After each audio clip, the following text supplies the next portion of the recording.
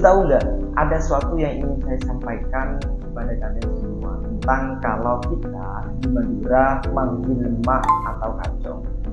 Di Madura sendiri kalau kita perhatikan ya, masih ada perbedaan saat orang itu memanggil emak. Ada yang emak itu untuk ayah, ada juga yang panggilan emak itu. Kalau saya sendiri sering mendengar kata emak itu dipakai untuk panggilan anak pada ayahnya. Tapi memang ada di beberapa tempat yang juga emak untuk pemanggilan ibu atau pemanggilan anak kepada ibu. Jadinya manggil emak. Ya tergantung daerah masing-masing. Kalau kacong mungkin semua orang Madura agak mengarah pada objek yang sama, yaitu ketika memanggil anak kepada ayah kepada anaknya, kayak ya cong, ini cong itu mungkin masih lumrah.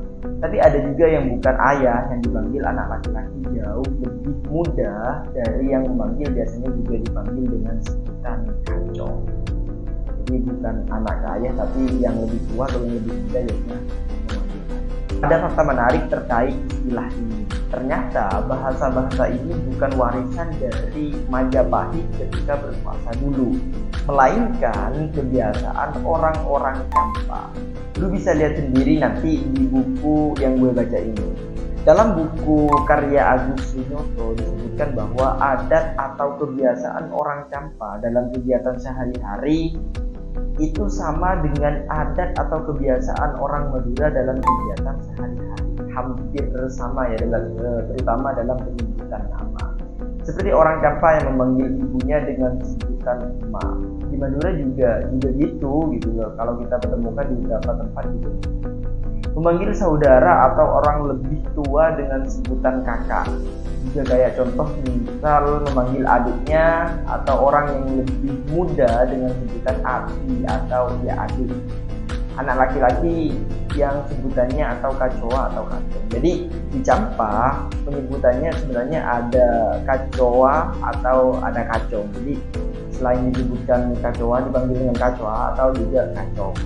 Itu juga ada orang Campa.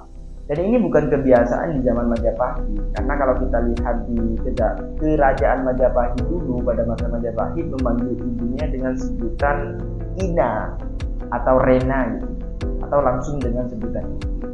Kalau memanggil kakaknya dengan sebutan Raka, dan ketika memanggil adiknya dengan sebutan Rayi, dan anak laki-lakinya biasanya disebut dengan Rari. Jadi lebih mirip kebiasaan orang Campa kan kalau ke Madura. Gimana menurut kalian? Lihat Atlas Wali Songo Agus Sunoto halaman 3.